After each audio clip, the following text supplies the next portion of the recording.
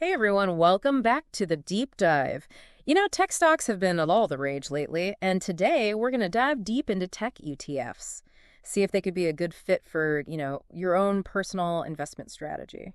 Yeah, it's a pretty interesting time for tech, wouldn't you say? Absolutely. I mean, just look at the AI boom Yeah. and this whole bull market we seem to be riding. Yeah. It's really incredible how tech is, shaping things. Absolutely. So, Yeah, it's having a huge impact for sure. yeah, so I was actually reading this article by the Motley Fool. Okay. The financial company Yeah. that wants to make everybody smarter, happier, and richer. Right. I think we could all use a bit of that. Yeah, definitely. And it was called The Best Tech ETF to Buy with $2,000 Right Now. Okay. Interesting. And I was just really intrigued by, this idea of could this ETF actually turn $2,000 into, let's say, $10,000 or even more? So that's what we're going to be exploring today. Well, I mean, turning $2,000 into $10,000, that sounds pretty good to me. I So wouldn't want that. let's break it down. What are they actually talking about here? Yeah. First of all, they're recommending an ETF, Right. which stands for Exchange Traded Fund. Mm-hmm. So it's basically like a basket of stocks that you can invest in Okay. all at once. Right. And it's a pretty good option if you're, starting out with a smaller amount, like $2,000. Yeah, and ETFs are a really good way to diversify your portfolio. For sure. But I think, when a lot of people think ETFs, they immediately go to the Invesco QQQ ETF, Okay. which tracks the NASDAQ 100. Right. And it's been a pretty strong performer, often beating the S&P 500. Yeah, the QQQ is definitely a popular one. Yep. But this article suggests a different ETF, one that they think could be the top pick for 2025. Oh, wow. It's called the VanEck Semiconductor ETF. Okay. And the ticker symbol is SMH. SMH. Yes. Okay, I've heard of that one. Have you? Yeah, I've heard of that one. Okay, cool. So before we get too far ahead of ourselves. Yeah. Can we just back up for a second? And Yeah. what exactly is this VanEck Semiconductor ETF? So basically think of it as like a giant pool of money Okay. that's specifically invested in semiconductor companies. Gotcha. It's actually the biggest semiconductor ETF in the U.S. Wow. with like a whopping $23 billion $23 billion. in assets under management. That's a lot of money. Yeah. Yeah.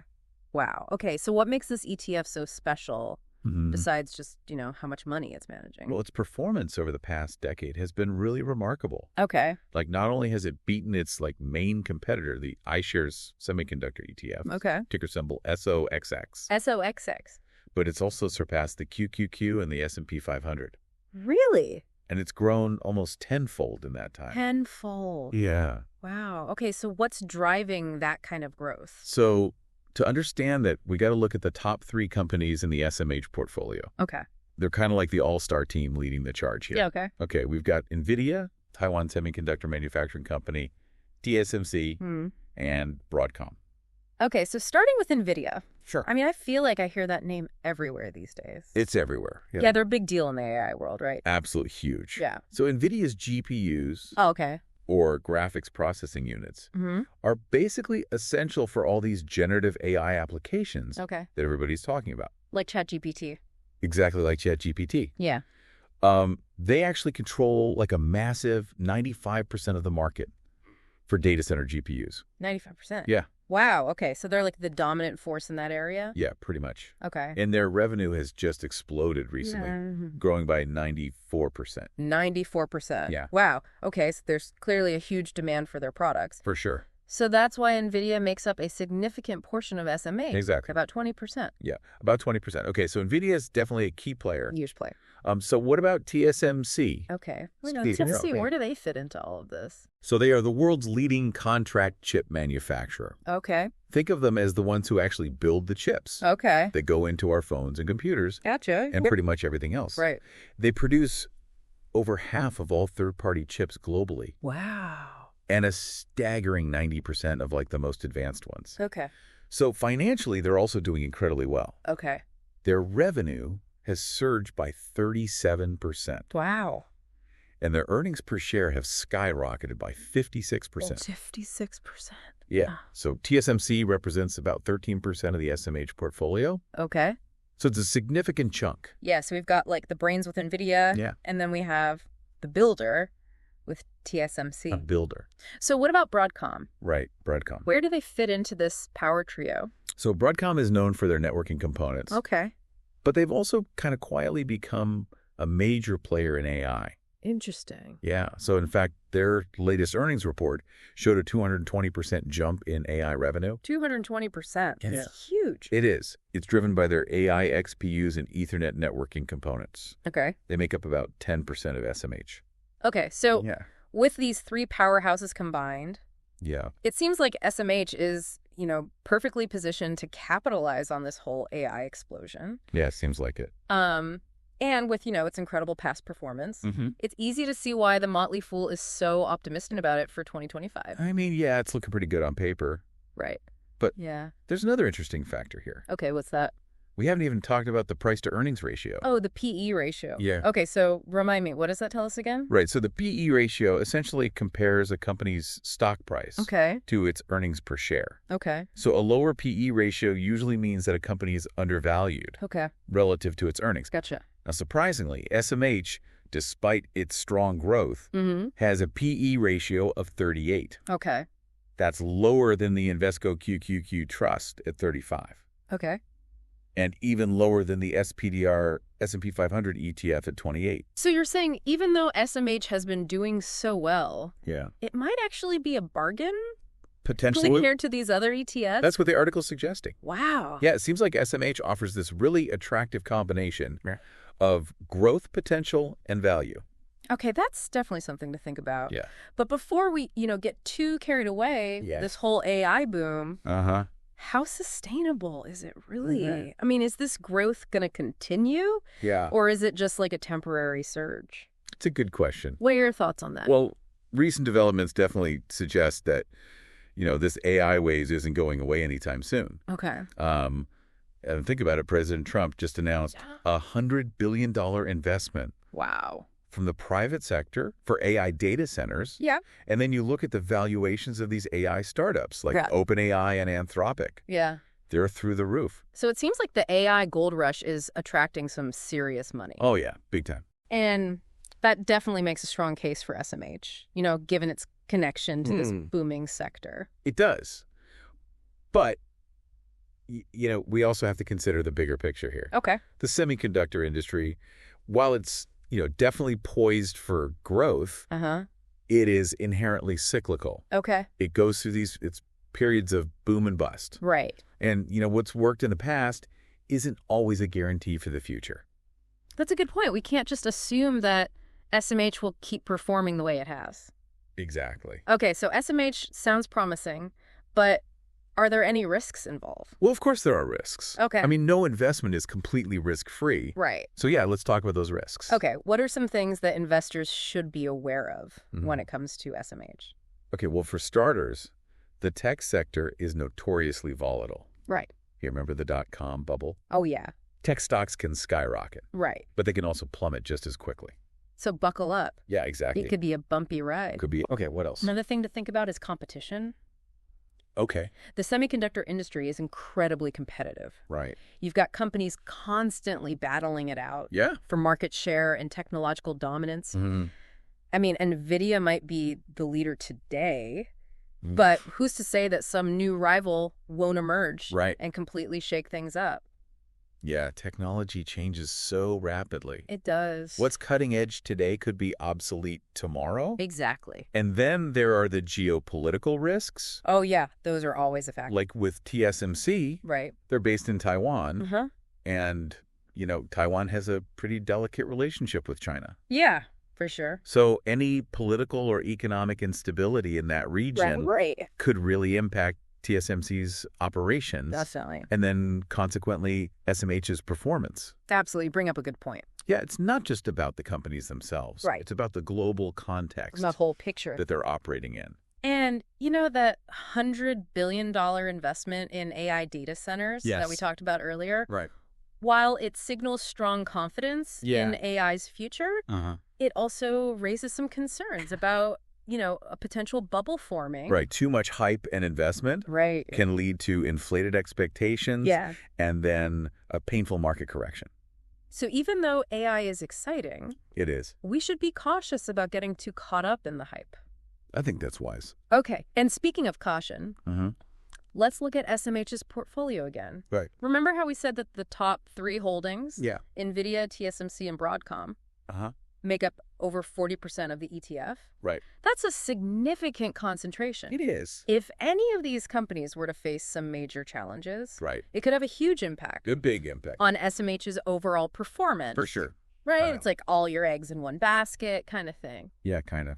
So that's a good reminder about the importance of diversification, even within a sector-specific ETF like SMH. Diversification is key. And while SMH's past performance is really impressive, it's not a guarantee of future returns. Right, we've said that before. Right, and you know, the semiconductor industry, it's cyclical. It goes through those periods of boom and bust. Boom and bust. So you're saying we can't just assume SMH will keep going up forever. Exactly. Even though it has this great track record. Right. Past performance is not indicative of future results. So investment decisions should be based on, you know, a thorough understanding of current market conditions. Right. A deep dive into the individual companies involved. Yeah. And of course, your own risk tolerance. Absolutely. And investment goals. Very important. So investing in SMH or any tech ETF for that matter. Right. It's not a passive set it and forget it kind of thing. Oh. It requires active research. Yes. And careful consideration. You got it. So it requires careful consideration. It does. Ongoing research.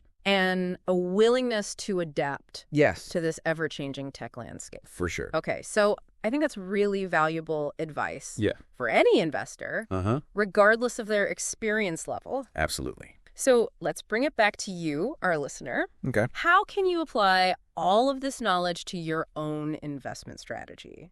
That's the million-dollar question, isn't it? Right. This deep dive has equipped you with some insights into the world of tech ETFs. Yeah. Specifically the VanEck Semiconductor ETF. So now you need to personalize this information. So let's get practical. What are some actionable steps that our listener can take? Well, first I would say take a hard look at your risk tolerance. Okay. How comfortable are you with the potential ups and downs of the tech sector? Right. Are you in it for the long haul? Okay. Willing to ride out the volatility? Or do you prefer more stable investments? That's a crucial question, right? It is. Knowing your risk appetite is essential Yeah. before making any investment decisions. Absolutely. Then think about your investment goals. Right. What are you hoping to achieve with your investments? Are you saving for retirement? Okay. A down payment on a house or something else entirely? Having clear goals will help you determine the right investment strategy and time frame. Exactly. Once you've got a handle on your risk tolerance and investment goals, you know, start researching specific ETFs that align with your objectives. Right. So don't just jump on the SMH bandwagon because it seems hot right now. Right. Do your homework. Yeah. Explore other options. And make sure any investment fits into your overall financial plan.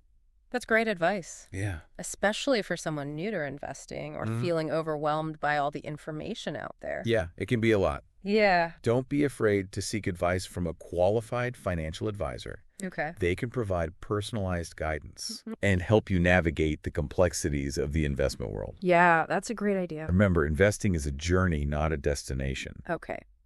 It's about making informed decisions, learning from your experiences, Right. and adapting your strategy as needed. Well said. And as always, it's important to remember that past performance is not an indicator of future results. Absolutely. The tech landscape is constantly changing. Right. Staying informed and adapting your strategy is key to success in this dynamic market. Speaking of staying informed, let's revisit the Motley Fool article. Okay. That kind of sparked this whole deep dive. Right. What are some of the key takeaways or arguments that they make? Well, the article really strongly advocates for SMH as a compelling investment opportunity in 2025. Okay.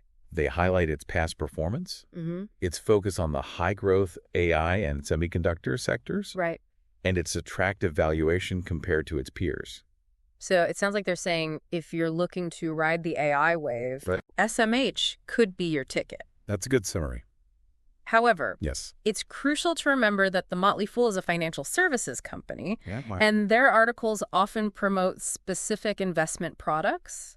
It's true. So it's essential to view their recommendations with a critical eye. For sure. And, conduct your own independent research before making any investment decisions. Absolutely. It's always a good reminder. It is. That blindly following anyone's investment advice, even from reputable sources, can be risky. It can be very risky. The best investors are the ones who are informed, think critically, and make decisions based on their individual circumstances and goals. I agree with that 100%. Well, I think we've covered a lot of ground today. Yeah, from the basics of tech ETFs to the complexities of the VanEck Semiconductor ETF. Yeah. We've really dived deep into the world of tech investing. We had. But before we wrap things up, I want to leave you with something to think about. I like it. A parting thought. A parting thought? To encourage further exploration. Okay, here it is. The article claims that SMH is positioned to outperform the market, just like it has in the past. Right. Do you think this trend will continue? That's the question, isn't it? Exactly. Yeah. What factors could influence SMH's performance going forward? Right. Especially given how quickly technology and AI are evolving. That's something for you, our listener. Yeah. To ponder and research further. Consider the risks and opportunities we've discussed. Take a closer look at the companies that make up SMH. Yeah. And, explore other tech ETFs that might align with your own investment strategy. Absolutely. Knowledge is power. Yeah. And the more informed you are, the better equipped you'll be to navigate this exciting and often unpredictable world of tech investing. Well said.